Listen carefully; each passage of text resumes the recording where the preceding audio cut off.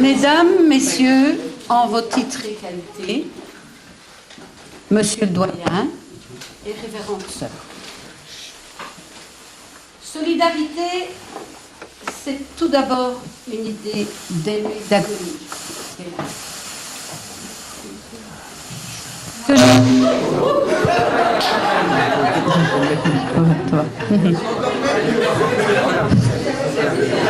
Que je salue ici dans cette salle avec grand plaisir.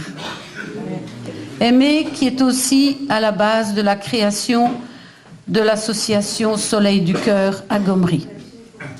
Et c'est justement dans cette institution que nous nous sommes rencontrés la première fois autour d'un bon repas.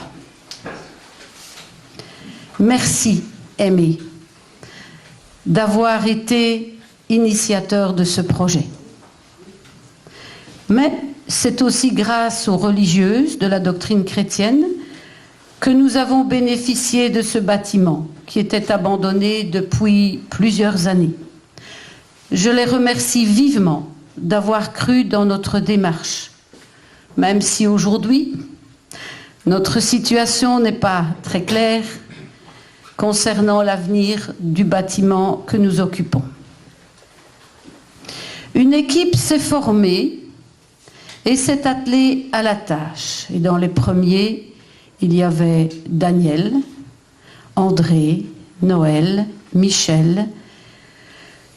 J'ai l'émotion qui monte et enfin voilà, et tous ceux qui ont été là dans les premiers moments.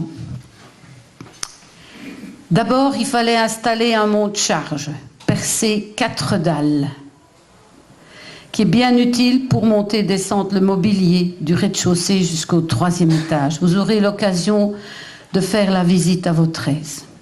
Il fallait aussi rafraîchir ce bâtiment avec peinture, tapisserie. Utiliser aussi les parois des anciennes chambrettes, des alcôves, des internes, pour réaliser les coins, pour accueillir, présenter le mobilier, les objets.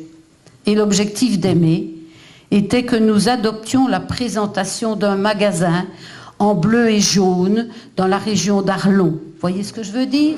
Voilà. Ah, c'était comme à, n'est-ce pas, Aimé? Mais quel est notre objectif? Notre objectif, c'est de permettre à des familles, des personnes seules, de se meubler décemment. Et aujourd'hui, j'ai une pensée en plus pour une personne que j'ai beaucoup appréciée, Sœur Saint-Victor. Je l'ai connue il y a une 30aine d'années et qui chaque jour, hiver comme été, dans un garage à l'école Les Sources, accueillait des personnes nécessiteuses et les aidait en leur offrant ce qu'elles pouvaient trouver, un repas, de la vaisselle, des vêtements, des jouets, et Dieu sait si nous étions complices. Elle aussi a été inspiratrice de ce projet. Le 26 mai 2011, nous avons enfin ouvert nos portes. À cette époque, nous transportions le mobilier avec une remorque. On allait parfois jusqu'au Luxembourg avec 2 remorques et je conduisais une voiture qui tractait et je me disais, pourvu que je ne rencontre pas mon mari parce que c'était très très haut sur la remorque. Mais voilà, une équipe s'est mise en place et se répartissait les tâches. Recueillir les dons, tout ce qui est ici, c'est des dons, on n'achète rien. Les mettre en place, procéder aux réparations, accueillir les personnes, faire les transports. Et par exemple, un petit exemple dont Aimé va se souvenir, un jour une dame vient de Gorcy.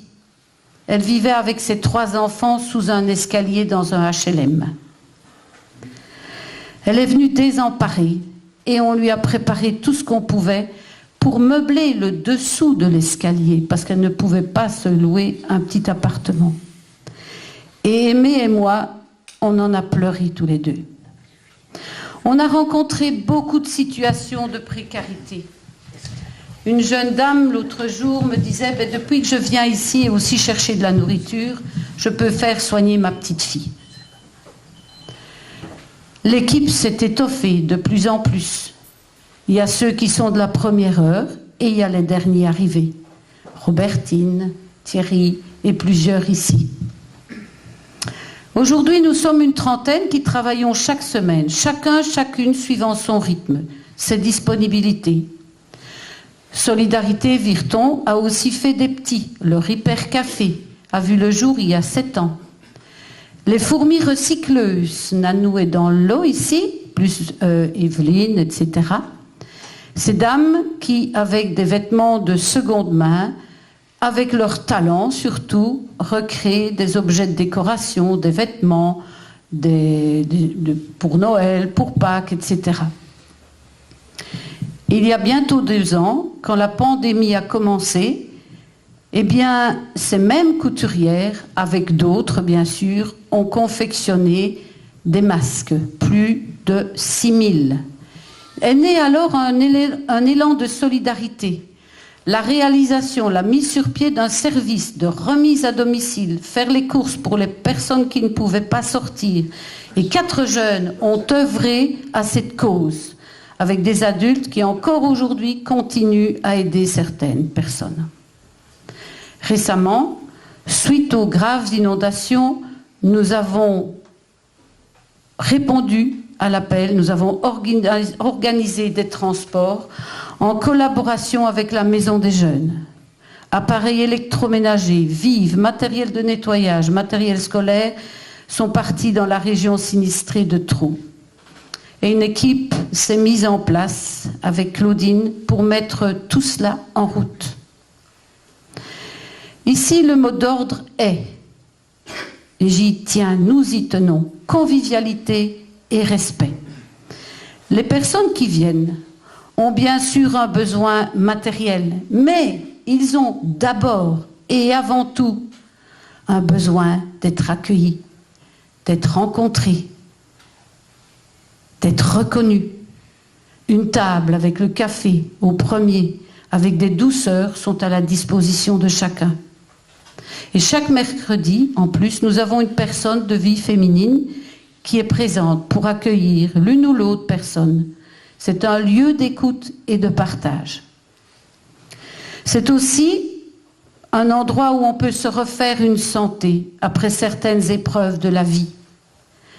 L'équipe de volontaires accueille ainsi en son sein des personnes qui ont pu entrer dans un lieu pour retrouver une dignité, avoir un projet, participer à un mouvement. Ici, chacun a sa place. On ne pose pas de questions, on accueille. Solidarité évolue. La précarité, malheureusement, évolue aussi. Elle ne va pas cesser comme par enchantement. C'est bien le contraire.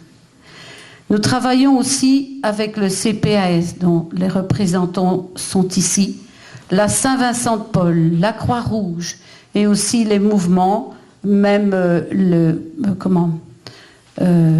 RPU, etc.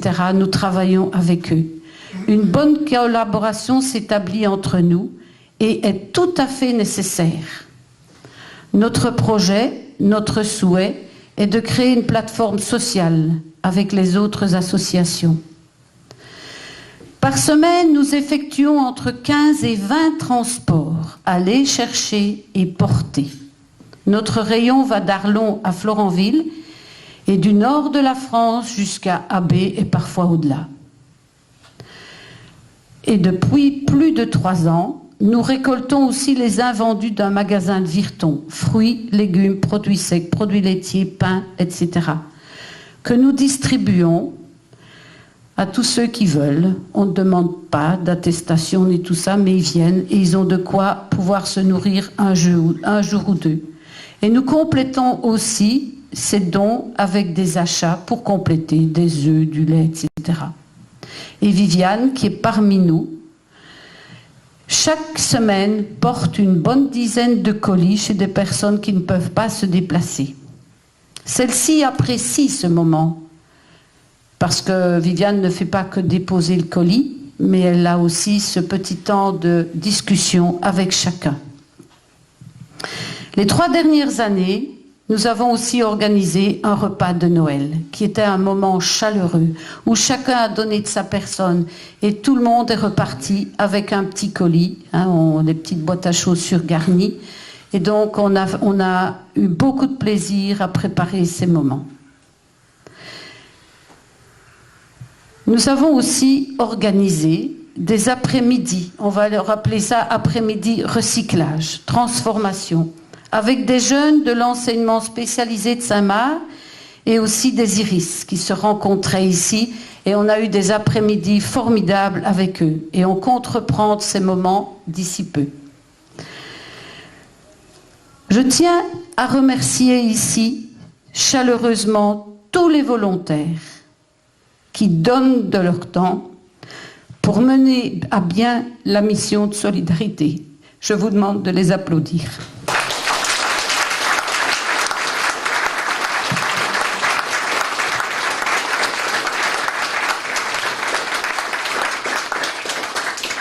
Aujourd'hui, c'est bien sûr un moment de fête que nous voulons célébrer. Et le mot célébrer, j'y tiens. Avec vous et tous ensemble. Pour cette occasion, on a voulu un moment fort. Nous avons invité Madame Christine Mailly, qui va nous entretenir sur le sujet « Une société solidaire se construit à partir de tous ». Et vous tous qui êtes ici, vous n'êtes pas là pour rien, c'est parce que vous êtes aussi impliqués dans cette société solidaire. Elle a constitué, Madame Mailly ici, à Othon, avec Daniel Seret, le miroir vagabond, vous avez déjà certainement entendu parler, qui allie action sociale et culturelle. Cette association réalise un important travail d'alphabétisation. On a aussi parmi nous la dame qui représente lire et écrire, j'ai oublié. Et elle a obtenu le statut d'organe d'insertion socio-professionnelle. Pour Christine Mailly, la lutte contre la pauvreté est une question de justice sociale et d'équité. Ne laisser personne au bord du chemin. Une question d'accès et d'exercice des droits, une question de démocratie. Et voici un extrait qui se trouve sur le site internet, sur le réseau wallon de lutte contre la pauvreté.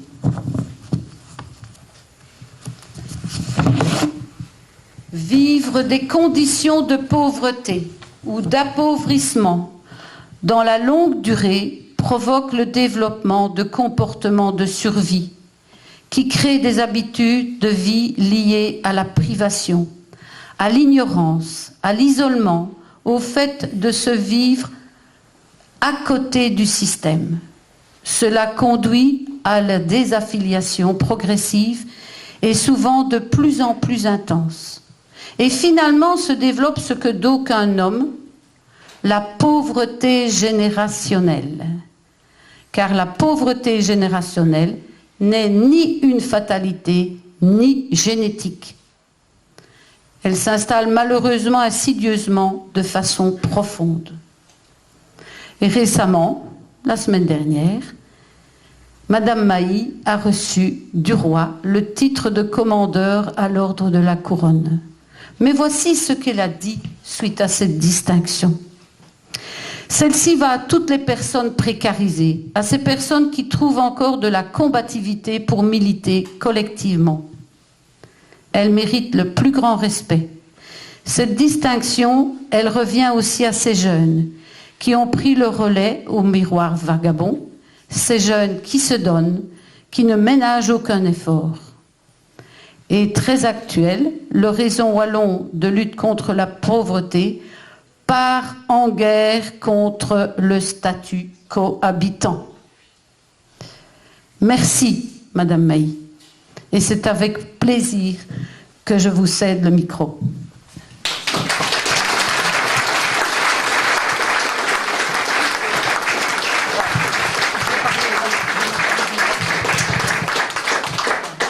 Comme ça, je mets ça là. Merci pour les mots et le message en fin d'intervention. Mais d'abord, merci surtout de m'avoir invité à Virton. D'abord, j'ai toujours beaucoup de plaisir à venir en province de Luxembourg parce que les semaines sont remplies d'endroits où je vais à gauche et à droite, très souvent en réunion, très souvent dans des cabinets ministériels, très souvent dans des administrations, et c'est important, et il faut le faire, et il faut rencontrer les hommes, les femmes politiques, mais aussi très souvent avec les syndicats, très souvent avec des mutuelles, très souvent avec des intermédiaires, de temps en temps pas assez avec des patrons d'entreprise. C'est pas assez parce que les liens ne se font pas assez à cet endroit-là. Et c'est important d'aller dans tous ces endroits-là, mais c'est aussi important de rencontrer les gens et d'être dans le terroir qu'on aime. Voilà, moi je suis de la province de Luxembourg, j'y suis attachée et j'aime bien la Gaume, mais j'y viens plus assez souvent. Mais voilà, j'espère que quand il y aura moyen de renouer avec des vacances, ce sera l'occasion d'y venir. Donc voilà. Et puis merci de m'inviter pour votre 10e anniversaire. Moi, je suis toujours impressionnée de tout ce que vous venez de d'énoncer sur ce que vous faites, sur l'énergie des gens qui sont organisés autour de ce projet. Sur la manière dont vous dites que vous essayez de le mettre en œuvre avec le plus de dignité possible, avec pas de conditionnalité, si j'ai bien compris, ce qui quand même est assez exceptionnel, il faut le souligner. Dans énormément d'endroits où on organise de la solidarité directe pour répondre aux besoins de base et de première nécessité, il y a souvent de la conditionnalité, il y a souvent de la vérification. On se demande souvent, est-ce que finalement les gens sont assez pauvres pour avoir le droit de bénéficier du service que l'on rend? Est-ce qu'il ne faudrait pas aller voir? Est-ce que leur apparence ne met pas en doute le fait que, est-ce qu'ils sont vraiment dans la nécessité, etc. Et je pense que balayer toutes ces questions de la table, pour faire d'abord confiance, en priorité, comme vous le dites, et ce que vous faites, c'est vraiment fondamental.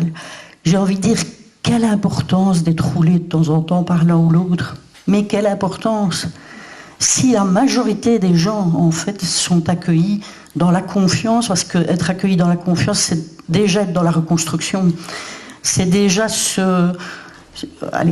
être remis en position de force humaine, de personne qui a de l'importance, de personne qui est à respecter, de personne qu'on n'a pas à mettre en doute.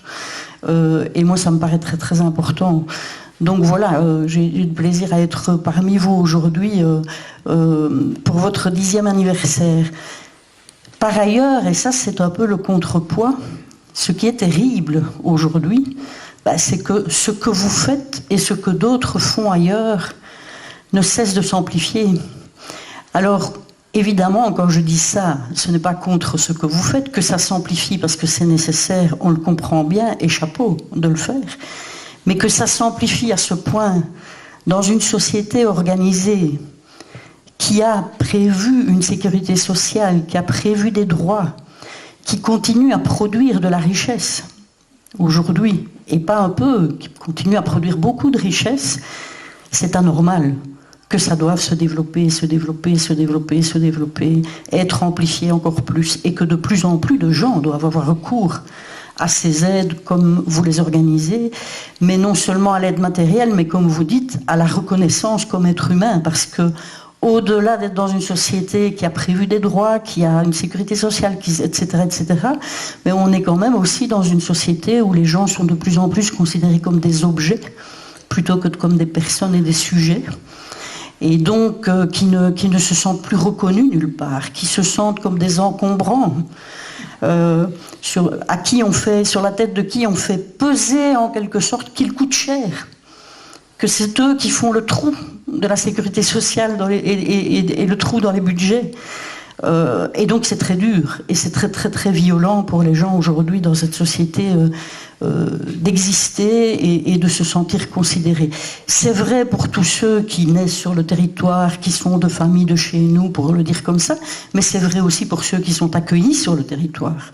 Quand on voit la manière dont ce qui est réservé, j'ai envie de dire, comme accueil aux sans-papiers, aux migrants en transit, etc., sur nos territoires, c'est assez effrayant et ça donne des frissons dans le dos, puisque, on le sait quand même, personne ou en tout cas de nouveau, c'est très peu de gens quittent le pays, le sourire aux lèvres et avec le grand plaisir de s'éloigner des siens.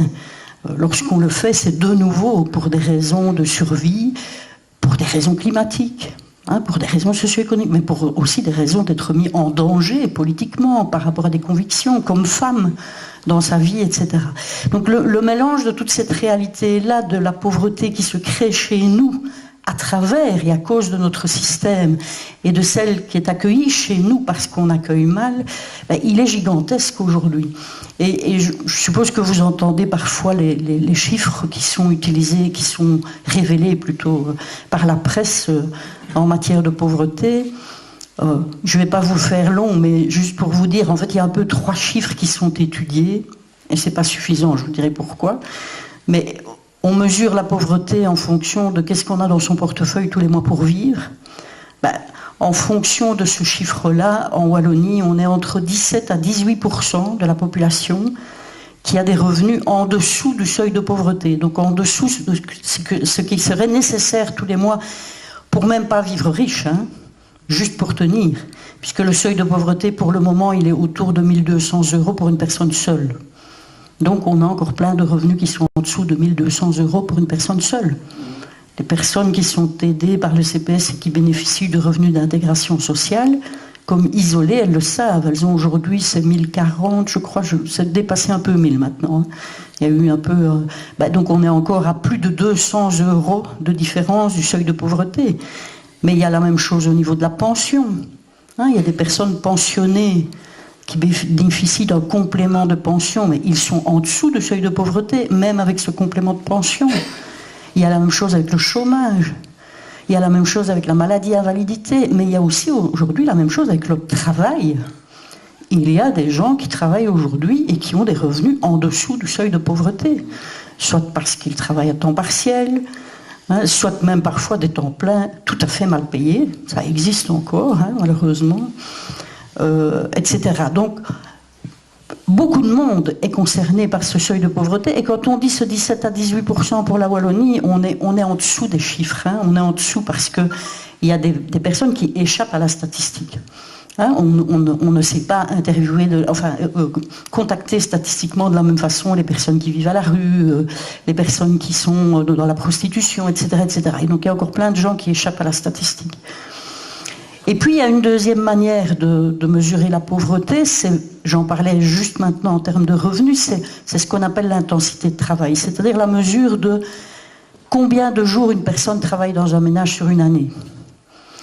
Et je ne sais plus le chiffre ici, mais en Belgique on fait un très mauvais résultat. Donc il y a énormément de gens aujourd'hui qui n'ont pas de travail, ou bien alors qui ont du travail tout à fait morcelé, de l'intérim à la journée, à l'heure, etc., etc. Et on appelle ça du travail. Donc, il faut savoir aujourd'hui que dans les statistiques, quand quelqu'un travaille un jour, il est considéré dans la catégorie travailleur. Il n'est plus considéré, pour cette année-là, il n'est plus considéré dans la statistique. Or, il y a plein de gens qui ont de l'intérim un petit peu par moment, etc., etc., etc. Donc, on est très mauvais sur cette réalité-là. Et puis, il y a une troisième manière de mesurer qui celle-là touche fort aux tripes et qui est très, très proche de choses que vous faites. C'est de voir de quoi se privent les gens, volontairement, malheureusement, compte tenu du fait qu'ils n'ont pas suffisamment d'argent dans le mois pour tenir. Et cette statistique, elle n'est pas faite sur se priver de choses de luxe.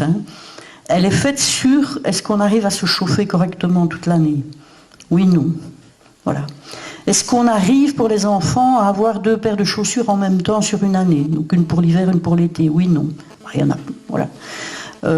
Est-ce qu'on arrive à payer toutes ces factures à la fin du mois sans les morceler? Oui, non. Sur ça, on est très mauvais aussi. Et donc, le total de ces 3 éléments-là, ça nous conduit aujourd'hui chez nous à 25% de la population. À 25% de la population considérée en difficulté. Et je pense que c'est plus que ça encore. Parce qu'aujourd'hui, on voit bien qu'il y a des travailleurs, des personnes qui ont des ressources, qui sont obligés d'utiliser tout l'argent qui rentre dans le mois pour payer tout ce qui est nécessaire, le loyer, l'électricité, l'eau, l'assurance, la mutuelle, des frais scolaires, s'il y a des enfants, etc. Et à la fin du mois, il n'y a plus rien. Donc il y a 0 sur le compte d'épargne. Eh bien, quand on est aujourd'hui dans la situation de devoir tout consommer et où il y a 0 sur le compte d'épargne, on est foutu. Parce que la vie n'est jamais toute lisse. Et si on est dans cette situation et qu'on casse sa paire de lunettes et qu'on va même chercher au moins cher en prenant une paire de récupération avec des revers et qu'il faut sortir 200 € dans le mois, ben ça fera un trou dans le mois suivant. Alors on va se priver de quoi le mois suivant pour payer ce trou-là? Et c'est comme ça qu'on a des familles qui vont renoncer à se soigner, par exemple. Je parle de la paire de lunettes, l'objet ici, peut-être qu'il est nécessaire, mais on va voir des familles des personnes qui vont renoncer à se soigner. Et on voit ça très très fort, notamment, pas que, loin de là, mais notamment dans les familles monoparentales, on va voir très souvent une maman, parfois des papas, mais majoritairement des mamans, qui vont ne plus se soigner du tout parce qu'elles vont essayer que les enfants puissent être soignés quand c'est nécessaire. Et donc ils vont s'oublier complètement. Mais quand on s'oublie complètement parce qu'on ne sait pas le faire, on va forcément avoir des problèmes en chaîne qui vont augmenter. Si on a au début un toussement qui siffle un peu, etc., ça va devenir des bronchites chroniques. Et puis si c'est des bronchites chroniques qui se compliquent, on se retrouvera un jour aux soins intensifs. Et puis peut-être qu'on aura une maladie chronique dont on sait que les médications, les soins, etc., vont coûter plus cher. Donc on doit absolument essayer d'enrayer cette machine-là, c'est très très important. Et vous l'entendez, parce que c'est l'inquiétude de tout le monde, on voit que pour le moment, les ménages ils sont accablés par les dépenses supplémentaires qui nous arrivent. Ne prenons que l'exemple de l'énergie et du gaz, qui est là sur la table maintenant, qui fait peur à tout le monde. Parce qu'on sait que les factures vont augmenter, on entend les gouvernements qui discutent pour voir comment aider les ménages, de quelle façon, est-ce qu'il y aura des priorités suivant les revenus, est-ce qu'il n'y aura pas, est-ce qu'on aidera tous les ménages, etc. etc. Et donc on le voit, il y a des questions vraiment cruciales au niveau des droits essentiels aujourd'hui. L'accès au logement n'est plus garanti aujourd'hui. On est dans un pays où, j'ai envie de dire, les autorités politiques, mais depuis pas cette législature-ci, bien avant, j'ai envie de dire, allez, je vais le dire à la dure, ont abandonné l'idée que le logement n'est pas un bien comme un autre. Le logement, de notre point de vue, c'est pas un bien comme un autre. Le logement, c'est un toit, c'est une sécurité, c'est un abri, c'est un lieu d'inscription sur le territoire. C'est une nécessité pour exister, c'est quelque chose qui devrait être de qualité, ne devrait pas être humide, complètement au nord, tout petit, etc. On a vu dans le confinement ce que ça donnait. Alors on a un tout petit peu de chance sur ce plan-là, mais pas pour tout le monde. En province de Luxembourg, on est dans un peu plus d'espace vert, donc dans le confinement on l'a vécu. Enfin, n'empêche que quand on vit dans des cités d'habitation sociale avec toutes les maisons accolées l'une à l'autre et presque pas d'espace vert, ou même des petites tours en province de Luxembourg, il y en a quand même, ça n'a pas été si simple. Mais donc, le logement, c'est un problème majeur. Et vous le constatez certainement, les personnes l'expriment certainement chez vous. C'est souvent trop cher, c'est trop souvent de mauvaise qualité, c'est souvent porteur de maladies, d'angoisse, etc. C'est souvent mal localisé. Plus on veut un logement qui ne va pas coûter cher, plus on va être éloigné des gares, plus on va être éloigné des services, etc. etc. En sens inverse d'ailleurs, la province de Luxembourg est bien placée pour le savoir, tous les services s'éloignent. Donc il faut se déplacer de plus en plus. Donc c'est pour peu qu'on soit mal localisé et que les services s'éloignent, voilà le problème de mobilité qui arrive. Et donc il faut régler le problème de mobilité. Oui, mais la mobilité individuelle, la voiture, ça coûte un pont. Ou alors on prend une vieille voiture mais qui va peut-être tomber en panne et donc finalement ça va coûter plus cher parce qu'il faudra remplacer ceci ou bricoler, etc. Ou on se privera de payer une assurance et puis quand il y aura un accident on dira regarde un peu, ils sont inconscients ces gens-là. Mais on le sait par exemple, parce que je relis ça aux inondations, quand on dit on a constaté que des tas de gens ne sont pas assurés pour l'intérieur de leur maison, comme pas assurés certains pour la voiture et en tout cas pas en omnium. Pour beaucoup, évidemment, c'est des budgets, ça coûte de s'assurer, ça coûte de s'assurer en omnium, etc. On a l'air d'en faire une découverte ici avec les inondations. Et ça fait des années que, par exemple, la courbe des personnes qui roulent en voiture sans plus s'assurer ne cesse d'augmenter. Ça fait des années. Et je ne crois pas que c'est parce que les gens sont plus irresponsables qu'avant. Il y a sûrement un petit pourcentage d'irresponsables. Pour tout, il y a un petit pourcentage de tricheurs. Enfin, rappelons-nous que dans l'évasion fiscale, la fraude fiscale, Pandora, etc., la quantité de gens qui, même sans tricher, se sentent tout à fait à l'aise d'envoyer leur argent ailleurs, là, il y en a beaucoup. Hein. Et là, ce n'est pas des petites sommes. Hein. Ce n'est pas grappiller sur une assurance. Hein. C'est des bons pactoles qu'on stocke ailleurs et qui ne permettent pas à cet argent d'arriver dans nos caisses. Tout cet argent de la fiscalité pourrait arriver dans nos caisses, mais on règle une partie énorme de la réalité sociale, on pourrait travailler activement sur les problèmes climatiques, etc., etc. Donc ne confondons pas le combat. Moi je dis toujours, bien sûr, il y a sûrement des gens qui trichent un peu dans les petites gens, dans les gens dans la pauvreté, etc. La majorité ne le sont pas, et celui qui triche, il faut encore aller voir pourquoi il le fait. Peut-être qu'il a de bonnes raisons de le faire, peut-être que c'est la seule manière de tenir et de survivre. Donc, essayons d'évacuer de notre tête que des gens pourraient abuser, demandons-nous plutôt comment donner de la confiance. Mais je reviens sur ces assurances, on voit la réalité, et je ne vais pas citer par attention, mais il y a un ministre fédéral qui est allé, il y en a plusieurs, mais enfin il y en a, c'est le principal, donc vous saurez qui c'est, ministre fédéral qui est allé sur le terrain des inondations, qui accompagnait des personnes, qui à un moment donné parle avec une personne qui lui dit « Ma voiture est foutue et je n'ai pas d'argent, je ne serai pas remplacé, etc. etc. » Et ce ministre dit « Mais comment, vous n'avez pas une omnium ?» Et puis il découvre qu'en fait, non, les gens qui n'ont pas de moyens, ils n'ont forcément pas d'omnium. Alors, quand je dis ça, je ne veux pas faire une attaque individuelle sur une personne, je dis que je crois que le schisme entre la représentation de la réalité de la vie des gens et la représentation qu'une partie de nos autorités ont dans la tête, mais est complètement décalée, complètement décalée. En ça, c'est un atout, les inondations, comme le Covid, etc., à condition de faire exister et d'imposer dans le débat que les problèmes qu'ils ont découverts, eux, les autorités politiques, ne soient pas rangés au placard aussi vite.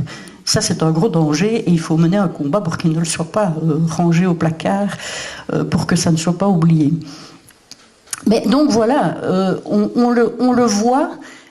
C'est clair que lorsqu'on est frappé par l'appauvrissement, la pauvreté, ce qu'on appelle la pauvreté durable malheureusement, donc celle qu'on vit pendant des années, etc., il est possible qu'on ait eu un accident de la vie, il est possible qu'on ait commis une erreur, il est possible qu'on ait choisi le mauvais chemin, il est possible qu'on se soit laissé entraîner dans des choses qu'il ne fallait pas faire, etc. Mais j'ai envie de dire, et alors ? Est-ce que dans la vie, est-ce que la traversée de la vie, c'est être condamné à un fait qu'il s'est passé un jour ? Ou est-ce qu'au contraire, c'est se dire, mais comment est-ce qu'on aide les gens à dépasser ça ? Mais comment est-ce qu'on aide vraiment les gens à dépasser ça ? Comment est-ce qu'on leur garantit véritablement des droits ? Vous savez, juste pour ne pas être sur les chiffres non plus, mais on dit souvent, oui, mais le problème dans notre société, c'est les chômeurs, ils coûtent cher, regardez un peu ce que ça représente dans l'enveloppe de la sécurité sociale. Les personnes qui vont au CPS sont de plus en plus nombreuses, regardez ce que ça représente dans l'enveloppe de la sécurité sociale. Si on avait un graphique ici, avec une tarte ici, la majorité de l'enveloppe de la sécurité sociale, c'est quoi ? C'est la santé, le budget, et c'est les pensions. Et c'est bien normal. Heureusement, la santé pour tout le monde. Et encore, si les gens vivaient dans de meilleures conditions, l'enveloppe de la santé pourrait déjà rétrécir un peu parce qu'on serait moins malade, si on était alimenté avec de l'alimentation de qualité, on pourrait encore la réduire, cette enveloppe-là, dans la sécurité sociale. Mais on n'est pas là-dedans pour le moment. Mais enfin, la majorité de l'enveloppe, c'est les pensions et c'est la santé. Et c'est une toute petite partie de l'enveloppe, le chômage et le revenu d'intégration sociale.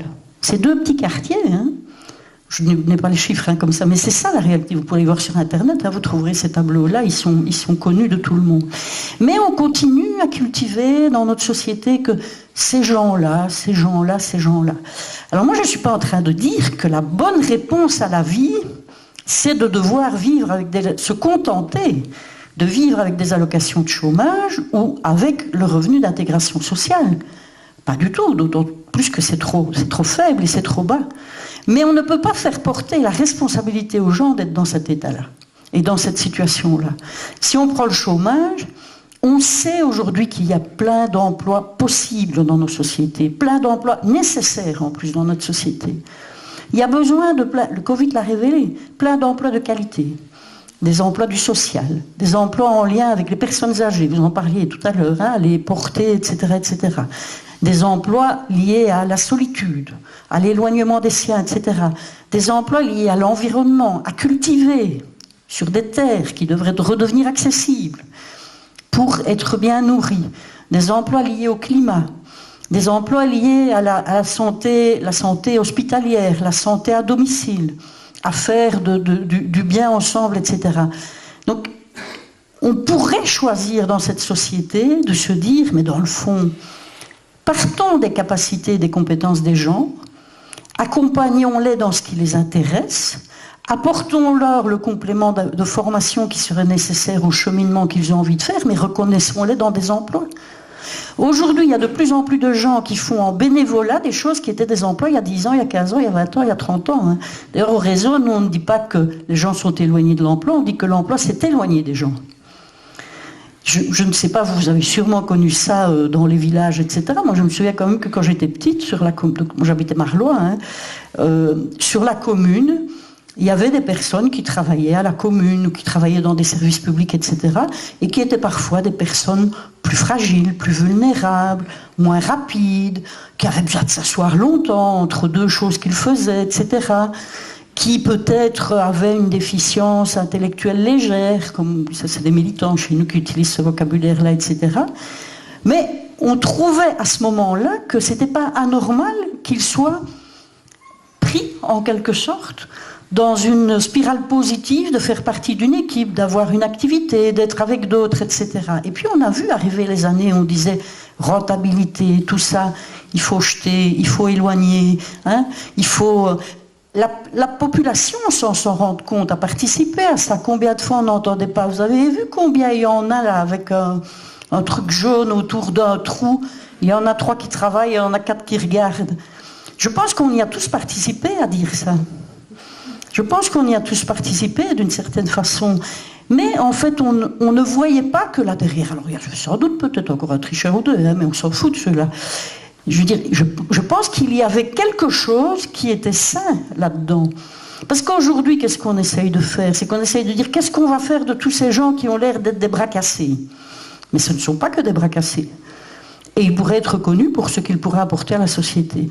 Donc je crois on doit être dans un peu une révolution de pensée par rapport à la manière de voir les choses. Et Rita, qui devait partir, qui vient de quitter, Rita Cobu, de lire et écrire, dont vous parliez tout à l'heure, on parlait avec elle dans le couloir tout à l'heure d'une initiative qui prend encore, vous en avez peut-être entendu parler, parce qu'il y a une initiative ici dans le sud de Luxembourg qui s'appelle Territoire zéro chômeur de longue durée, avec des éléments tout à fait positifs, certainement des éléments critiques, mais peu importe. Mais l'idée, c'est celle-là, c'est d'essayer de renouer avec comment partons des gens, avec ce qu'ils savent faire pour rencontrer des besoins du territoire où ils pourraient se rendre utiles. Voilà. Donc je pense que des choses à faire, il y en a énormément. Alors on parlait tout à l'heure du statut cohabitant, et je vais parler alors du revenu et du statut cohabitant. Il y a des années que les acteurs de lutte contre la pauvreté, politiquement, donc le réseau wallon, le réseau belge de lutte contre la pauvreté, parce que c'est peut-être intéressant que vous sachiez, donc pour ceux qui ne savent pas, peut-être, il y a un réseau flamand de lutte contre la pauvreté. Intéressant à savoir, hein, parce qu'on dit toujours en Flandre, tout va bien. Ben, il y a des pauvres en Flandre. Il y avait 10% jusqu'il n'y a pas longtemps. Le pourcentage est en train de réaugmenter depuis les 2 dernières législatures.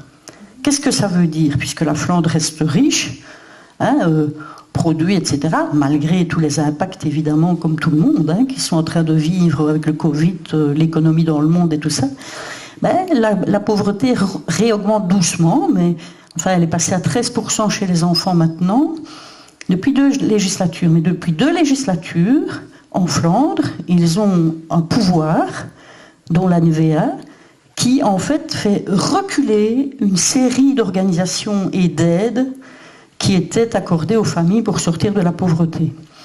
Donc il y a beaucoup d'associations affectées en Flandre, il y a beaucoup d'associations sociales et culturelles, dont les subsides ont été revus à la baisse, etc., mais même des aides directes aux ménages, qui ont été réduites progressivement. Donc on voit bien que, c'est rapide hein, sur 2 législatures, que des décisions, des choix faits par des autorités politiques peuvent influencer en bien ou en mal, la réalité de l'existence de la pauvreté. C'est important de se le dire. Donc il y a un réseau flamand, il y a deux réseaux sur Bruxelles qui font du boulot aussi. On ne fait pas tous nécessairement le boulot exactement de la même façon, mais on converge sur les objectifs. Et puis il y a le réseau wallon. Et ensemble, ça fait des années qu'on dit, il faut agir sur les revenus.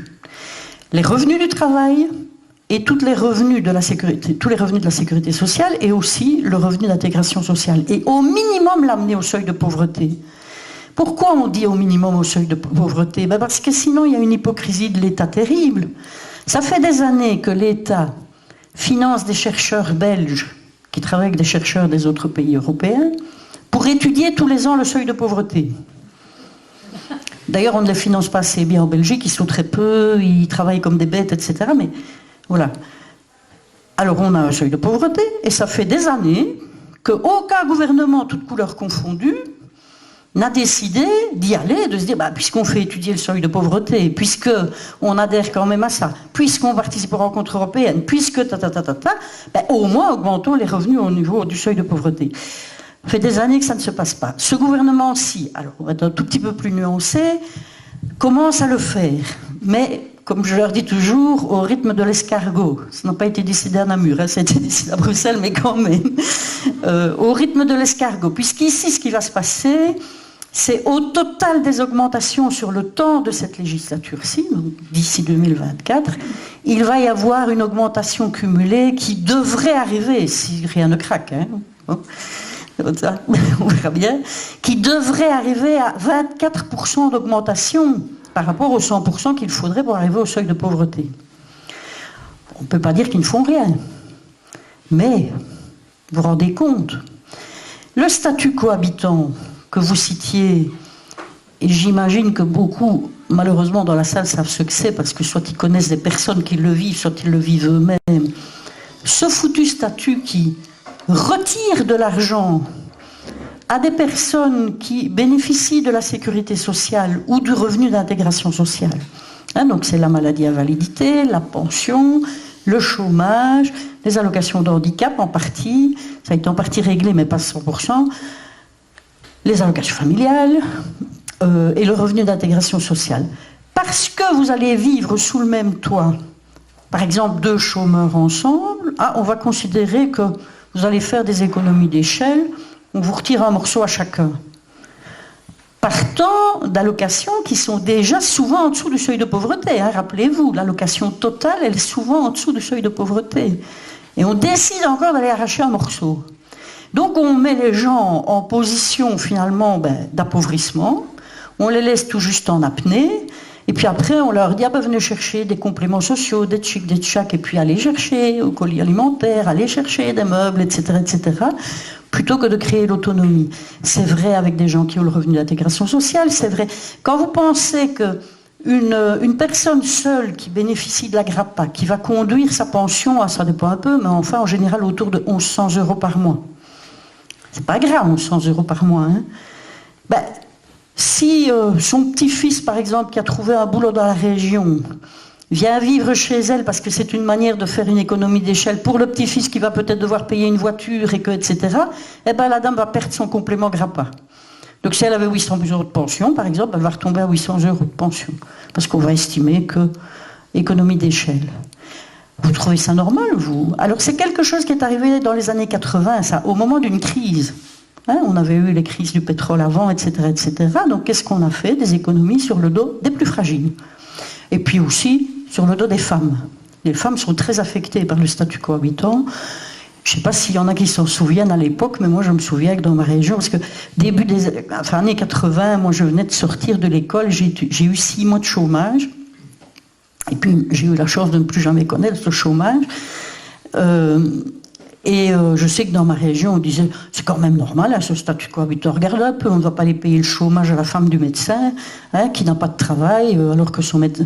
Sauf que des femmes de médecins, et des femmes d'eux, et des femmes d'eux, et des femmes d'eux, quand il y a eu des séparations de couple, vous en avez eu en masse, et ça arrive encore aujourd'hui, qui ont été obligées d'aller au CPS parce qu'elles n'avaient aucun droit.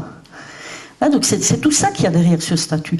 Et puis ce statut cohabitant, il amène un contrôle de la vie privée terrible.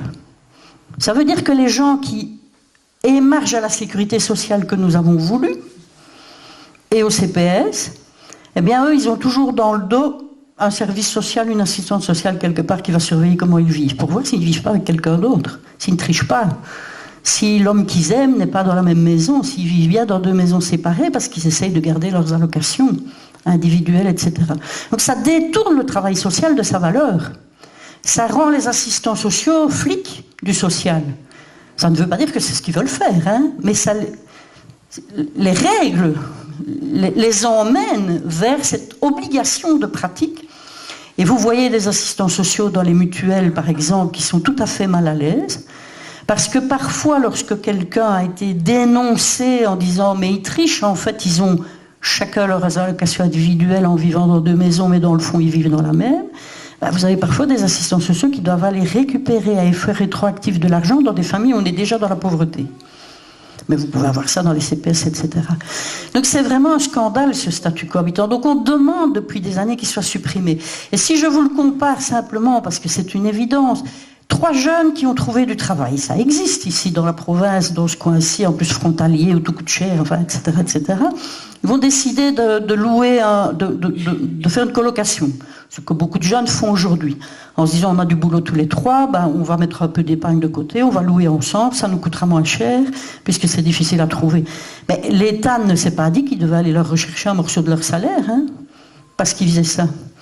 Mais donc, dans le cas de chômeurs, etc., oui. Donc, il y a de l'idéologie là derrière aussi. Hein. Il y a le fait de penser que le chômeur, c'est comme le fainéant qui n'a plus rien envie de faire, le bénéficiaire du RIS aussi, etc.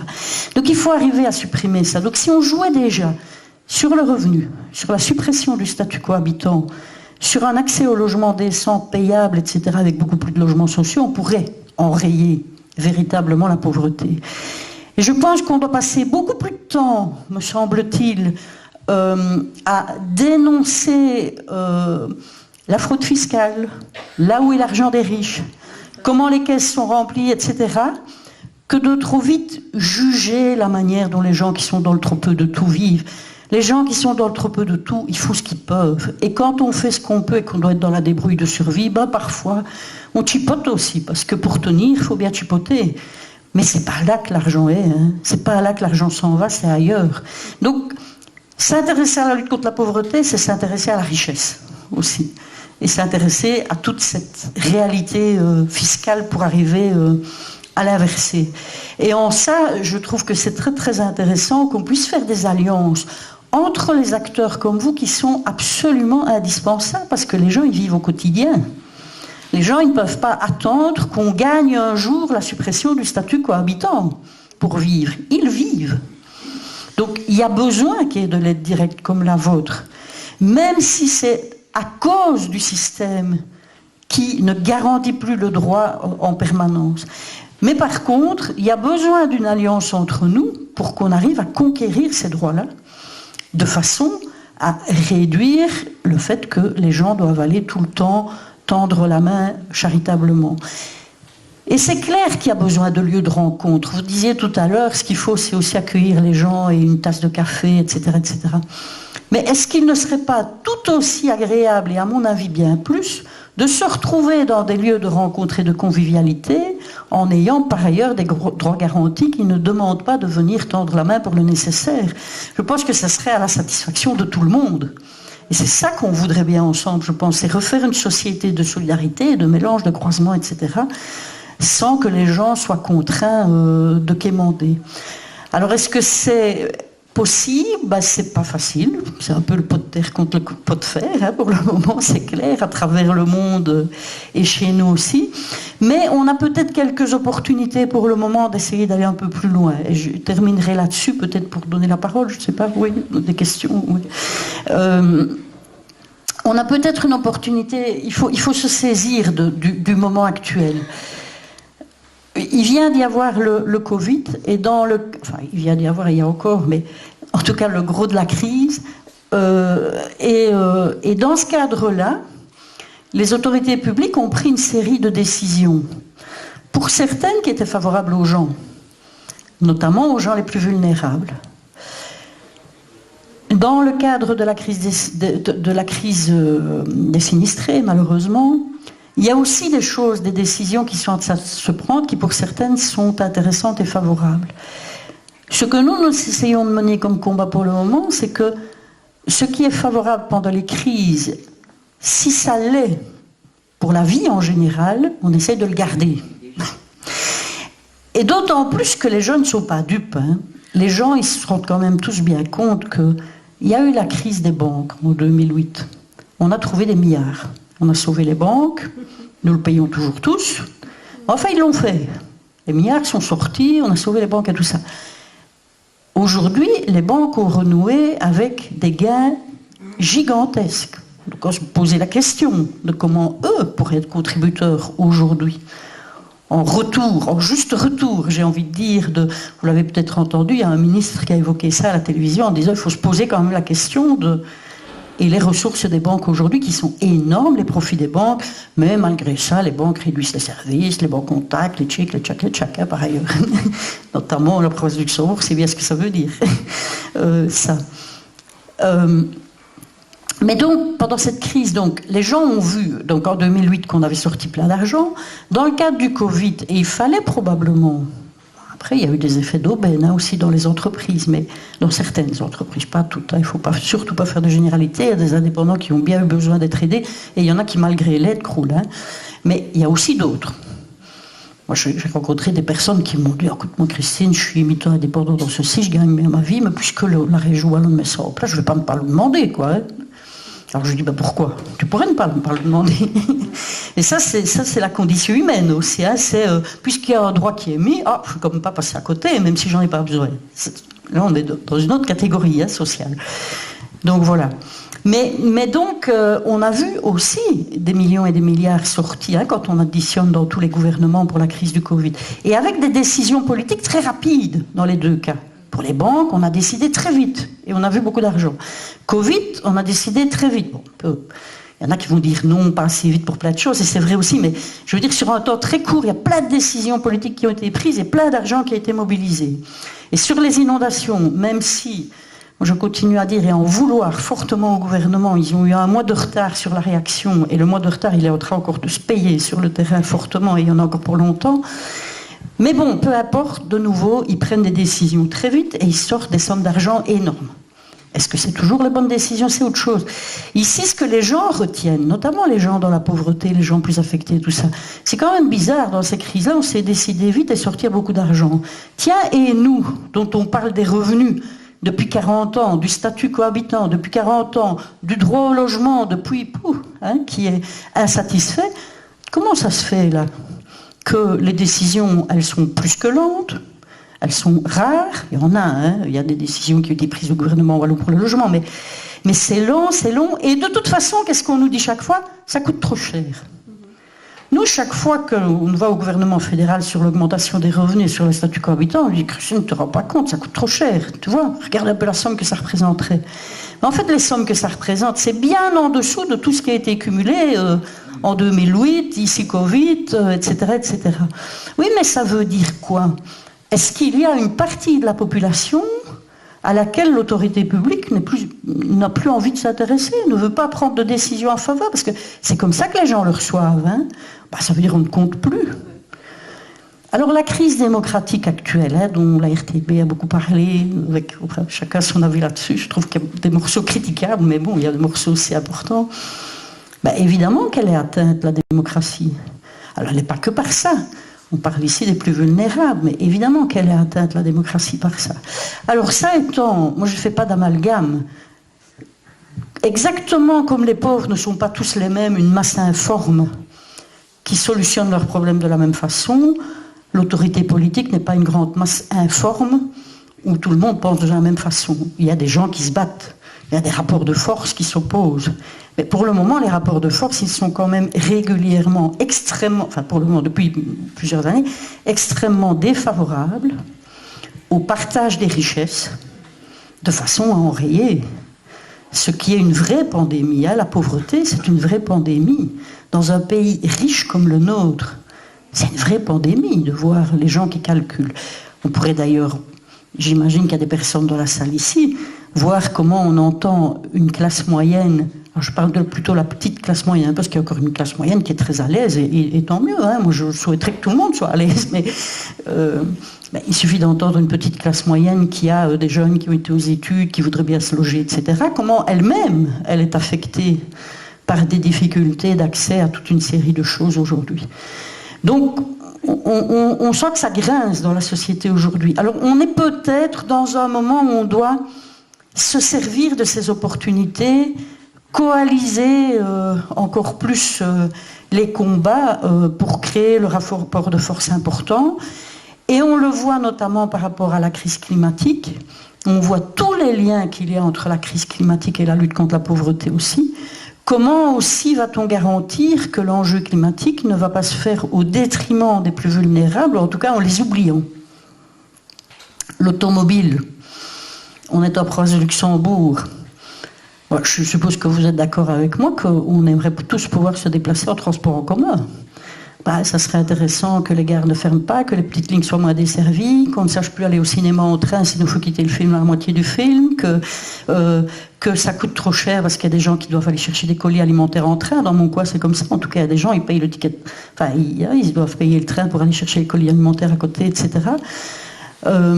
Donc on doit régler la crise climatique, on ne doit pas le faire sur le dos des plus précarisés, on doit régler ça. Or, la tendance est toujours de mettre la charrue avant les bœufs.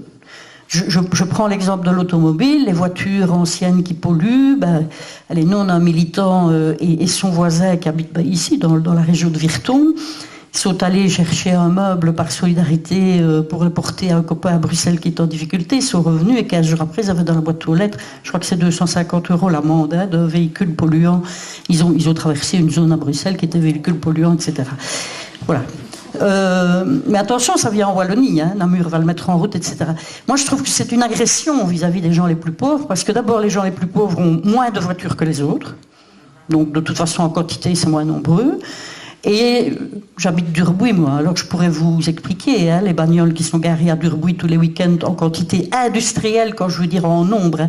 Et à Durbuy, on construit des parkings, hein, on n'augmente pas les bus. Hein. Mais c'est la richesse qui fait ça, hein. C'est au profit de la richesse, et même de la richesse centralisée, hein, puisque c'est de plus en plus un seul personnage qui gagne sa vie là-dessus. Enfin, je travaille un peu des jours, hein, mais... mais là, qu'est-ce qu'on voit comme voiture? Si vous voulez, ceux qui aiment les voitures, venez vous promener à Durbuy, hein, si vous avez le temps. Là, vous verrez tout. Hein. C'est tout des bazars, je ne sais plus comment on les appelle, moi, les grosses... Alors, il y a des électriques, il y a des autres, puis alors, il y a les Lamborghini, il y a celles avec le cheval, là, je ne sais plus ce que c'est, moi. Enfin, etc., etc. Non, mais je dis ça avec un certain humour, mais c'est même pas de l'humour, hein. C'est ça qui est terrible. C'est que c'est tout le temps non-stop, hein. C'est une quantité industrielle. Vous pouvez ajouter à ça d'ailleurs que tous les week-ends, quasiment maintenant, il y a aussi des concentrations de voitures à Durbuy, outre les touristes qui viennent avec les... Voilà. Ce n'est plus beaucoup de petits gens de la région, hein, qui vont manger une crêpe à Durbuy. Ça va encore peut-être l'être, mais ça m'étonnerait, ça va en diminuant. Et donc vous avez les concentrations de Porsche à week-end, puis vous avez les concentrations de je ne sais pas quoi l'autre week-end, tout ça. Je m'en fous, moi, je m'en fous des bagnoles. C'est pas ça le problème. Mais c'est juste pour dire le 2 poids 2 mesures complet. Et donc le risque, c'est que les enjeux climatiques soient sur le dos des plus pauvres. L'accès à une alimentation saine, on veut dire que on sait que la réponse, elle est dans la production de qualité. La production de qualité, ça veut dire quoi? Que les producteurs doivent avoir accès au terrain. Comment est-ce qu'on a accès au terrain aujourd'hui? À quel prix? Avec la spéculation sur le prix des terrains, etc. Est-ce que c'est agréable de manger des bonnes salades, des bons fromages et tout ça, en sachant que le producteur qui le produit, lui, crève de misère? Non. Hein. Ce qu'on voudrait, c'est qu'il gagne bien sa vie. Parce que c'est normal qu'il gagne bien sa vie pour le faire. Et pour qu'on mange bien, là aussi, il y a de la pauvreté, hein, pas qu'un peu. Avec des suicides à la clé, tout ça. Pas même que dans le monde agricole, hein, dans le monde des maraîchers, par exemple, qui sont les plus faibles, les plus fragiles dans la chaîne, etc. Et on parlait d'emploi tout à l'heure, il y a besoin de plein d'emplois par rapport à ça. Et on parlait de bâtiments, mais qu'est-ce qu'on attend pour prendre des décisions pour isoler d'abord les logements des plus vulnérables? pour mettre des systèmes de chauffage d'abord chez les gens plus vulnérables. Donc comment sort-on des primes individuelles qui ne sont accessibles qu'à ceux qui ont déjà les moyens, qui peuvent préfinancer, qui peuvent investir, etc., pour avoir des visions plus collectives, etc. Voilà, je vais m'arrêter là, mais je pense que les défis sont grands, les enjeux sont grands, mais en même temps, on n'a jamais eu autant de révélés que maintenant, et autant de gens qui sont conscients que maintenant, et donc on n'a jamais eu aussi autant d'alliances possibles, de mon point de vue. Ça ne veut pas dire que les victoires seront au rendez-vous, mais sans bataille, il n'y a pas de victoire. Et donc, je pense qu'il faut continuer à la fois ce que vous faites, à la fois ce qu'on fait, et avoir des interrelations entre nous. Parce que ce n'est pas opposé. Ce n'est pas opposé si on est d'accord de dire qu'il est possible de faire disparaître la pauvreté, qu'elle n'a pas de légitimité, et qu'elle est produite par le système, davantage que la responsabilité des gens. Et donc là, on peut s'entendre et on peut se retrouver, je pense, et on peut se rejoindre. Et donc voilà, encore bon anniversaire.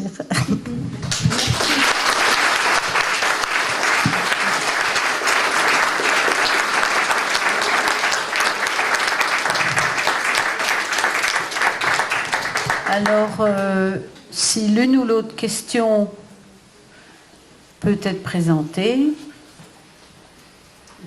ou réaction, ou étonnement, tout ce qu'on peut.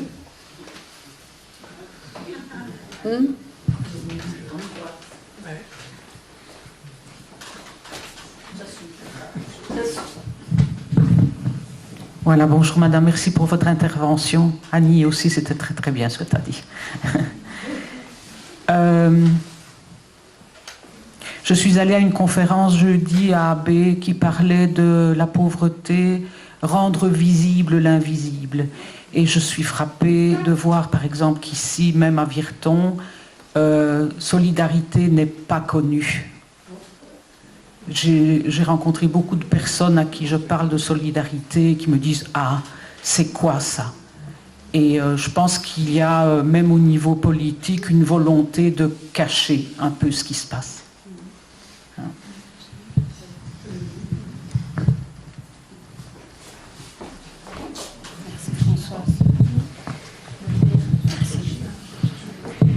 Oui, ben, l'invisibilité de la pauvreté, il y a longtemps qu'elle est mise sur la table. Aujourd'hui, il y a des acteurs qui fédèrent en quelque sorte des actions autour de ce nom-là, en quelque sorte, hein, rendre visible l'invisible. Sur Bruxelles, par exemple, il y a un regroupement d'associations. Ici à AB, ils ont repris ça. Je sais que la boîte à dons, c'était des gens, des Johan, etc., de la boîte à dons à Bravo qui sont venus, oui, c'est ça. Mais c'est clair que j'ai envie de dire que l'autorité politique, alors c'est soit une stratégie politique volontaire, soit une méconnaissance, et quand je dis soit, c'est le mélange de tout, hein, je pense, c'est pas une seule chose, etc. Et c'est aussi le fait d'avoir l'impression que parler de pauvreté, c'est dégrader le pays. Il vaut mieux parler de ce qui va, de la richesse, de montrer les entreprises qui réussissent, etc., etc. Alors on n'a pas dit que, de nouveau, l'un n'empêche pas l'autre, mais moi j'ai souvent été confrontée à des hommes et des femmes politiques. Je pense à certains hommes politiques surtout, c'est plutôt des hommes quand même. Les femmes sont comme plus ouvertes. Mais il y a de temps en temps un homme, hein. Il ne faut pas faire de généralité non plus. Mais en fait, moi je me souviens d'un ministre-président, on était en réunion au réseau Wallon, qui à un moment donné s'est fâché en disant « c'est avec des gens comme vous qu'on enterrera la Wallonie ». Vous, en disant ce qui ne va pas, en parlant tout le temps de ce qui ne va pas, vous traînez la Wallonie dans la fange, c'est mot de vocabulaire de l'époque, vraiment. On n'en peut pas en sortir comme ça. Ce qu'il faut, c'est parler de ce qui va, c'est montrer ce qui va, etc., etc. Donc voilà. Alors il y a aussi un complexe par rapport à la Flandre. Hein, il faut avoir l'air de dire que tout va bien, etc. Donc ça, c'est de façon macro. Mais même de façon micro, j'ai envie de dire. Il y a une représentation de la part des politiques de qui sont les pauvres qui est totalement erronée, et beaucoup d'entre eux ont envie de les cacher en disant c'est pas bien à voir, c'est des gens qui se comportent pas bien, c'est des gens qui n'ont rien compris, et essayons de les cacher. Il y a beaucoup d'endroits, moi je vais dans beaucoup de communes où on me dit, et je suppose que ça m'a encore été dit là tout à l'heure, où on me dit les actions qu'on mène, etc., on n'a pas trop envie que ça soit dans le centre-ville, on a envie que ça soit, etc., etc. On le voit aussi par rapport à l'habitat et au logement. Hein. Les mauvais logements, je veux dire, sont plutôt externes, et quand on fait de la spéculation et qu'on rénove dans les centres-villes, hein, les appartements, ils coûtent cher, ils ne sont pas accessibles aux autres, etc. Donc il y a vraiment... ça ne veut pas dire que c'est le fait de ne rien faire pour, mais on cache. Et je vais vous dire que ça va loin. Alors, puisque je suis invitée, je remonte aussi un peu dans mon expérience personnelle. Moi, j'ai travaillé 14 ans à la Maison de la Culture de Marche, enfin 7 ans quand c'était centre culturel et 7 ans Maison de la Culture. La raison pour laquelle il y a eu un conflit à un moment donné, donc je n'y ai plus travaillé, était portée sur celle-là. C'est-à-dire qu'à un moment donné, à la Maison de la Culture de Marche, lorsqu'il y avait des spectacles, les gens qui étaient là, ou des vernissages, etc., c'était vraiment des personnes qui représentaient, j'ai envie de dire, toutes les catégories sociales de Marche-en-Famenne. Il y avait des personnes des communautés immigrées, mais donc moi j'ai quitté en 98, hein, donc ça remonte, hein, ce que je vous dis. Il y avait des personnes qui étaient dans la pauvreté, mais il y avait aussi... les blouses blanches, comme on dit dans les villes où il y a un hôpital, et les robes noires, hein, les avocats, etc., des gens plus aisés, etc. Et ce qui a fait problème à un moment donné, c'est le partage du territoire entre toutes ces classes sociales-là. Ça n'allait pas. Ça n'allait pas. La salle de spectacle et tout ça était plus l'appartenance des gens d'une classe sociale aisée. Et donc c'était gênant, ce mélange-là. C'était dérangeant. Parce qu'il n'est pas faux que plus on mixte une société, plus tout le monde doit être ouvert à découvrir les plaisirs des autres, les savoirs des autres, les centres d'intérêt des autres, et donc on mixe beaucoup plus. Or, on est fort dans des sociétés où on clive plutôt que mixer. Hein. Et c'est les gens d'un même type d'environnement social qui se retrouvent entre eux, et puis les gens d'un autre même type, et qui n'ont pas nécessairement trop envie de commencer à s'intéresser à la vie d'autres qui sont dans d'autres conditions d'existence, etc. C'est vraiment un fait de société, ça, chez nous, qui est très, très puissant. Et quand je prends l'exemple par la culture, c'est pas du tout pour attaquer, c'est vieux, hein, c'est prescrit, je l'ai oublié, mais, enfin, j'ai oublié, je regrette, mais j'ai oublié, je n'ai plus de rancœur, voilà, c'est plutôt ça. Mais ça veut dire que ça se joue à tous les endroits, d'avoir envie de donner droit à l'existence, droit de cité, droit d'occupation des lieux, droit à la parole. Ça se joue à la commune, ça se joue dans les autorités politiques, ça se joue dans les lieux culturels, ça se joue dans les écoles.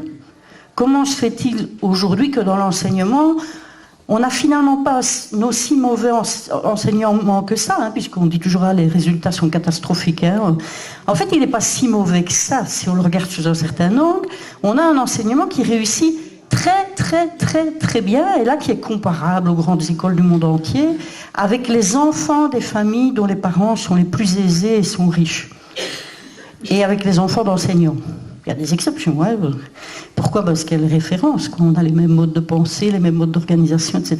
Et on a un enseignement qui réussit particulièrement mal avec les enfants qui viennent de familles où les revenus sont les plus bas et les enfants qui viennent des familles de la migration. De nouveau, il y a des exceptions. Comment ça se fait à l'intérieur de la même école ? Donc, les clivages, ça se joue à tous les niveaux. Et donc c'est à travers toute la société qu'on doit se demander en effet comment personne n'a à être invisible, tout comme personne n'a à être pointé du doigt. Comment on fait pour arriver à ce que les gens aient droit d'existence, droit de... etc. Et je peux vous le donner avec un dernier exemple. Je sais que je ne donne pas une réponse concrète en disant ça, mais c'est pour élargir l'horizon allez, moi maintenant, parce que tout à l'heure, quelqu'un disait oui, on te voit à la TV, à la radio, c'est vrai. Voilà, la situation est comme ça et j'espère que ça aide au combat. Mais aujourd'hui, ce n'est plus le cas. Mais je peux vous dire qu'il y a 3, 4, 5 ans, je ne sais plus quand ça a commencé, qu'on soit invité un peu dans les médias, moi j'étais regardée comme la pièce rapportée, hein, par le journaliste qui m'invitait, par la RTB et par les autres invités. Moi, je me souviens des premières fois où je suis allée à la RTB. La première fois, c'était dans des débats en trio, je me souviens. Et en général, c'était un économiste, un universitaire, un chercheur, enfin voilà. Et on était 3, on devait débattre. Moi, je me souviens des premières fois où, quand j'entrais, personne ne me demandait qui j'étais, comment je m'appelais. On me regardait plutôt un peu comme ça, en se disant, tiens, c'est qui l'OVNI Et puis, on avait le débat. Et si j'avais dit quelque chose d'intéressant ou de percutant ou qui confrontait un peu, c'était en sortant qu'on me demandait qui j'étais, hein, les autres du débat, et qui disaient et vous, madame, ouais, qu'est-ce que vous faites, etc., etc. Donc c'est pas ma personne qui a de l'importance ici, c'est ce qu'on porte qui est perçu comme ayant sa place ou ne l'ayant pas. Et donc, il faut, voilà, dans ce cas-là, il a fallu jouer des coudes, etc. Mais donc, ce que vous dites, en effet, c'est important. Et j'imagine que Johan a dû expliquer comment ils ont, enfin, je ne sais pas ce qu'il a expliqué, mais en tout cas, à Barvaux, comment ils sont partis d'une petite tente à. Et puis là, le côté positif, entre guillemets, c'est le confinement et puis les inondations qui les ont rendus, j'ai envie de dire, un peu incontournables. Sinon, avant, c'était quand même... j'habite sur cette commune-là, c'est les quelques originaux du coin, un peu barjots, qui peuvent bien se mettre là, et voilà. Ici, ils sont devenus un peu incontournables parce qu'il y a des gens qui y ont trouvé des solutions. Mais voilà, c'est un combat quotidien, mais à mon avis, c'est un combat dans nos propres têtes aussi, hein, comment tout le monde a droit de citer, quoi. Comment on fait une société ensemble? C'est le titre de la solidarité qui peut... Enfin, je ne sais plus le titre, mais la solidarité, le faire ensemble, le droit d'exister ensemble. La solidarité, c'est pas un mot qui doit être réservé à la pauvreté. Hein. La solidarité, c'est comment on fait société ensemble. Et le danger de certaines manières de voir l'organisation de la société, la solidarité, c'est ceux qui aident les pauvres avec les pauvres, hein, et puis les autres, ils n'ont pas besoin, etc. Il y a d'ailleurs des gens dans l'aisance qui ne se rappellent de la solidarité que quand eux-mêmes sont malades parce qu'ils doivent être opérés du cœur ou parce qu'ils ont un cancer, quoi. Et il y a parfois que ce n'est qu'à ce moment-là qu'ils se disent « Ah oui, tu as cotisé tous les mois, quand même, c'était normal. Payer mes impôts, quand même, c'était normal. » Puisqu'il y a des gens qui, toute leur vie, disent « C'est scandaleux que je paye des impôts. » et qui, moins ils en payent, plus ils sont heureux. Alors, entendons-nous, les trop petits revenus en payent bien trop vite. Hein, on doit changer ça, hein, il faut faire une vraie réforme. Mais après, il y en a... Et alors, parfois, ils se réveillent, hein, en se rendant compte, parce qu'ils sont eux-mêmes affectés, ou parce que peut-être, parfois, ils ont un jeune, ça arrive, hein, qui ne va pas bien, qui prend des chemins de traverse, qui a besoin d'être hospitalisé parce qu'il a des addictions et tout ça. Alors, il y en a qui... Moi, j'ai soutenu quelqu'un qui m'est très, très proche, pendant le confinement, qui est quelqu'un qui a fait un burn-out, carabiné, travaille au Luxembourg, gros salaire, etc., habitant à Arlon, hein, les situations qu'on connaît bien dans la région ici, qui a été hospitalisé à Lierneux, et tant mieux, parce que pour lui, ça a marché, et ça... Alors, j'espère que ça va tenir, hein, c'était au début, mais... Et qui en étant hospitalisé, à un moment donné, quand il recevait la facture d'hôpital, il me disait « Mais Christine, c'est pas possible, pourquoi est-ce qu'on paye si peu ?» Et donc j'ai dû tout lui réexpliquer. Non, mais c'est vrai. Hein. Donc j'ai dit, mais voilà pourquoi, et voilà. Parce que lui, avant, c'était les assurances privées, hein, des employeurs etc., où il est allé parfois essayer de faire des bazars au Luxembourg, des bazars privés bien chers, on paye cash, hein, des hospitalisations et des programmes qui et que, etc. Et il découvrait. Et en même temps, ce qu'il découvrait dans l'hôpital où il était, il me disait, mais Christine, la majorité des gens qui sont ici, comment est-ce qu'ils font? Parce qu'il parlait avec eux. Et il était avec, il faut bien le reconnaître, une majorité de gens avec des très petits revenus, parce que c'est clair qu'on est plus fragile aux addictions, on est plus fragile à la dépression, on est plus fragile et tout ça quand on est confronté à des choses dures dans la vie. Et alors il me disait, mais qu'est-ce qu'ils font les gens pour vivre avec 1 000 €, avec console? Lui, ça le dépassait. Par exemple, une personne qui a renoué avec comprendre ce que c'était la sécurité sociale en étant confrontée à cette réalité-là. C'est pour ça que le mot solidarité, en fait, il est à remettre au cœur de la société sur l'ensemble du dispositif. Et une manière d'être solidaire, c'est de payer justement ses impôts. Que ce soit à titre individuel ou en termes de société. En n'oubliant pas que, et je dis de nouveau, les trop petits revenus, on paye bien trop vite. Mais en n'oubliant pas que lorsqu'on paye ses impôts, c'est comme si on mettait de l'argent en réserve pour soi et pour les autres, pour les accidents de la vie. Moi, j'ai été interrogée une fois par une personne qui me disait « Moi, je ne suis pas d'accord de payer des impôts pour payer des allocations familiales à des gens qui ont des enfants, j'en ai pas eu. » Oui, mais il y a des gens qui pensent ça. Donc, c'est comment on renourrit la solidarité, de dire le sens que ça a au plan de la collectivité générale, etc. C'est vraiment... c'est un enjeu majeur aujourd'hui. Hein. Et je le lie à la fiscalité, c'est très lié. C'est très, très, très lié, en fait. Hein. C'est comment, ensemble, on fait rentrer de l'argent dans les caisses pour, ensemble, arriver à ce que tout le monde soit mieux. Et donc... c'est vraiment quelque chose... Il y a peut-être qu'elle viendra en province du Luxembourg, je n'en sais rien. Il y a une exposition... comment je l'appelle déjà, j'oublie. Elle sera là le 17 octobre à Namur pour la journée mondiale de lutte contre la pauvreté. Oui, c'est le comble, je ne sais plus le titre. Enfin, peu importe le titre. C'est une exposition sur la sécurité sociale qui a été... je ne sais pas si vous connaissez Harald Mollers, parce que c'est aussi quelqu'un de la province du Luxembourg. Je ne sais pas s'il est originaire, mais peu importe, hein, on est accueillis à la province du Luxembourg, qui habite sur la commune de Durbuy aussi. C'est un village, je ne sais plus, c'est Ouiris, je crois. Qui est dessinateur de BD et qui a créé une BD sur la sécurité sociale. Mais moi, je suis mauvaise pour les titres, donc j'ai oublié. Vous l'avez dans la tête, le titre de la BD? Non plus, non. Oui, donc voilà.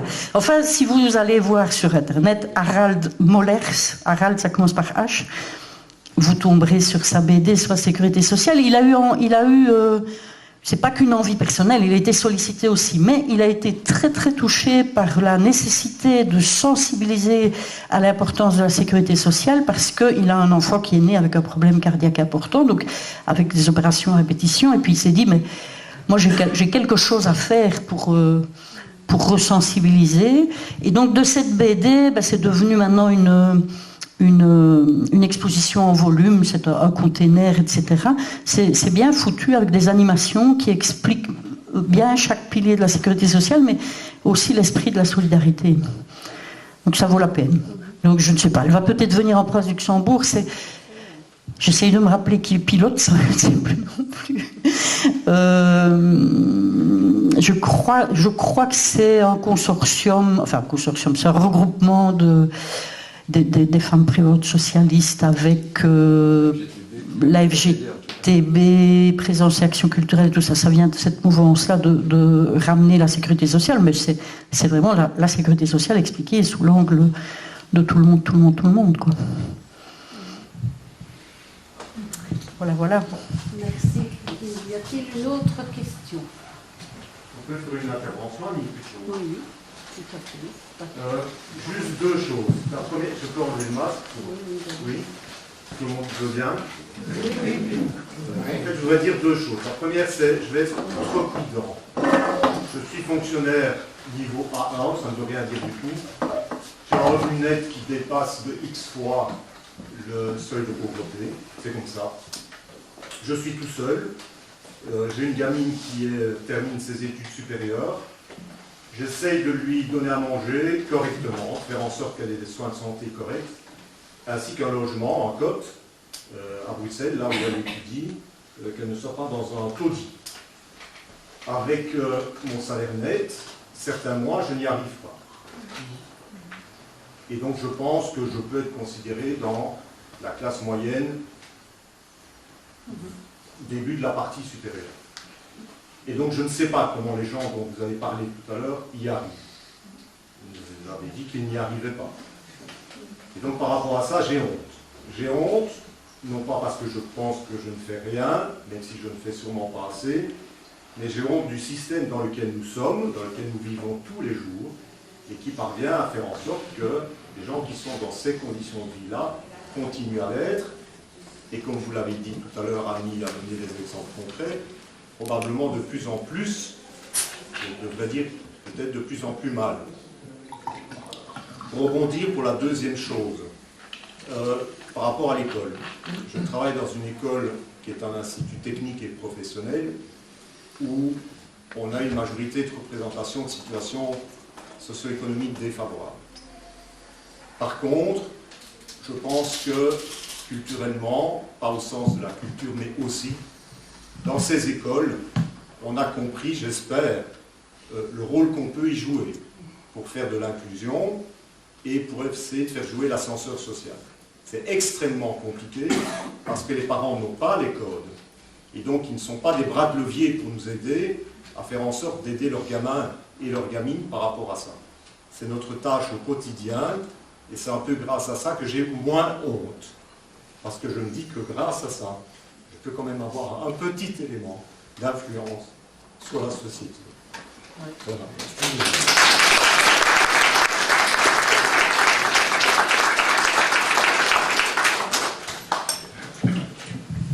Ben, merci. Parce qu'on peut dire de plus pour votre intervention. Et je pense que ce qui est important, c'est, vous l'avez dit ici aujourd'hui, je trouve qu'il arrive qu'on entende des prises de parole plus ou moins similaires, hein, mais qui portent sur la même intention à gauche et à droite, et que c'est important parce que c'est ces liens-là qu'on doit faire aussi. C'est clair que l'affaiblissement de ceux qui sont dans l'aisance est très mauvais pour le combat général, mais il est aussi anormal.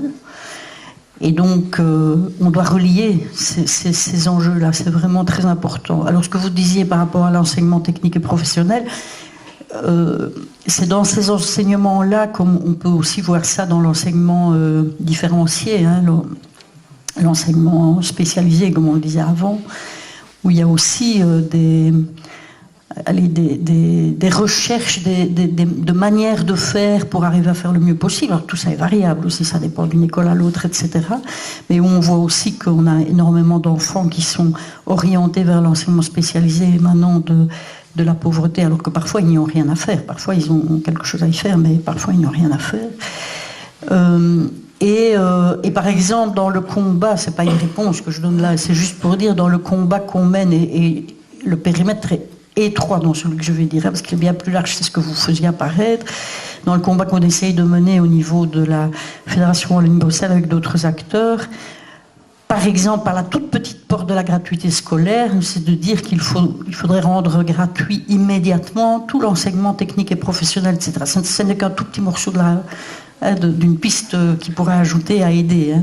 Mais en devant se rendre compte que c'est les familles où on a le plus difficile, en général, sauf exception, dont les enfants sont scolarisés dans ces sections-là, et c'est les sections qui devraient être les plus soutenues.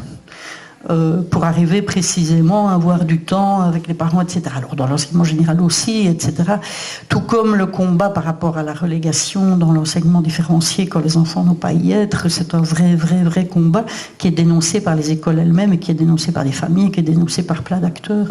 Mais ce que vous dites par rapport à comment je fais moi, alors que j'ai un salaire, alors que, c'est une réalité qu'on entend malheureusement partout. Et je pense qu'il y a beaucoup de gens qui font des petites choses à plein d'endroits.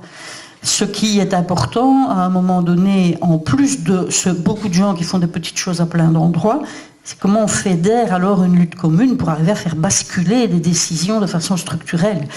Parce que le problème, c'est que l'usure, elle pèse sur tout le monde. Les plus pauvres s'usent de se battre pour survivre. Les gens qui mènent des petits combats, s'ils restent isolés à l'endroit où ils sont, ils vont s'user à mener leurs petits combats parce que c'est usant, tout simplement. Et donc, c'est comment on coalise, quoi. Ce que vous faites, vous, sur le champ où vous êtes, ce qu'on fait, nous, sur le champ où on est, et ce qu'il faut arriver à faire en interaction.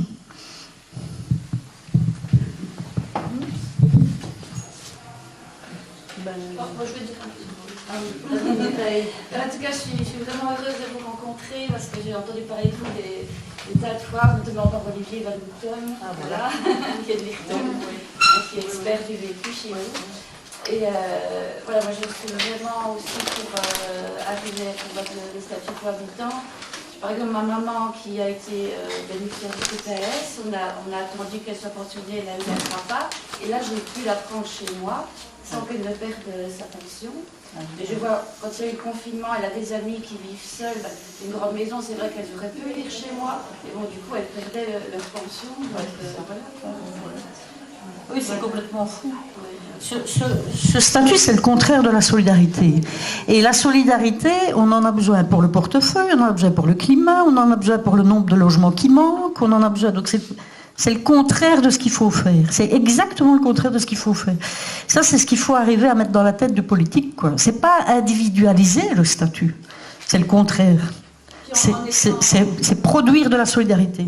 Et en ayant cette possibilité de vivre ensemble, elles seront plus sur le seuil de pauvreté, leur pouvoir d'achat augmentera, ça fera refonctionner les commerces, donc c'est plus bénéfice. Oui, juste pour dire ça. Augmenter les gens qui sont dans la pauvreté, supprimer le statut cohabitant, c'est en plus agir sur l'économie directe, hein, comme vous le dites, parce que les gens qui gagnent un peu plus, eux, ils ne placent pas... où est-ce qu'ils placent Pandore? Je ne sais plus, moi, on pourrait dire tous les pays. Enfin, ils ne mettent pas plein d'argent de côté, ils vivent un peu mieux, ils payent leurs factures, ça peut réduire de l'endettement. Donc c'est... Allez, même sous l'angle d'une pensée libérale, je ne pense pas au parti, là je pense, hein, d'une pensée libérale, économique, hein, de dire qu'il faut faire tourner l'économie, qu'il y ait plus d'argent dans l'économie, c'est plus intelligent de supprimer la pauvreté financière. Parce qu'il n'y a plus d'argent qui va être réinjecté dans l'économie, tandis que l'inverse, ça produit de l'endettement, ça produit. Évidemment, l'endettement, il rapporte aux huissiers, il rapporte aux banques et tout ça, mais on aimerait bien qu'il rapporte à d'autres. Voilà. Oui, Philippe. Est-ce que ce ne serait pas l'exposition le droit de vivre? Si, c'est ça. Voilà, le droit de vivre. Le porteur, ce serait Harald Franzen. Oui, j'ai dit Mollers. En fait, Harald Mollers, c'est un ancien ministre germanophone. C'est Franzen. Oui, c'est ça. Voilà. Ça, vous avez l'information. Franzen. On vient de chez nous. Oui. Et il est en plus très sympathique. C'est aussi quelqu'un qui se déplace. Merci en tous les cas pour ta présence et tout le message que tu as donné. Le chantier est large. Le chantier est large. Merci. Merci bien.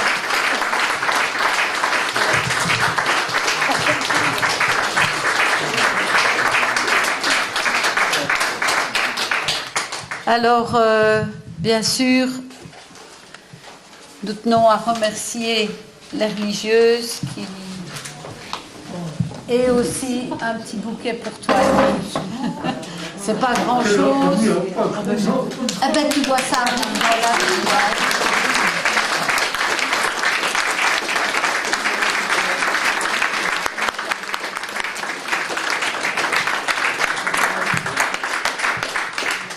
Merci à tous et n'oubliez pas, ne partez pas s'il vous plaît, parce que dehors on vous a, enfin pas dehors, mais ici dans le couloir, dans la pièce du rez-de-chaussée, un apéritif vous attend avec des petites miches de pain qui ont été réalisées par plusieurs personnes de solidarité.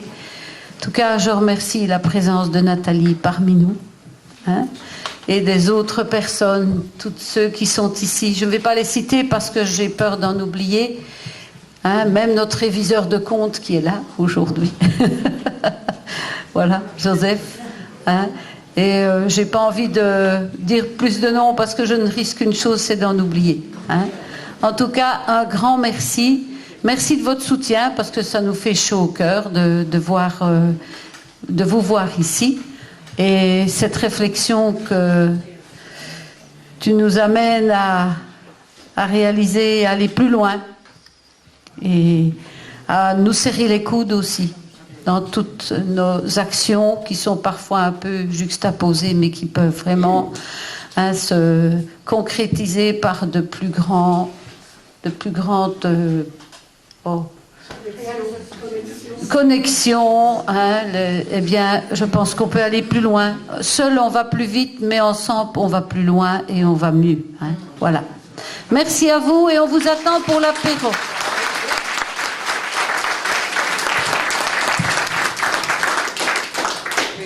Merci à notre technicien. Indispensable.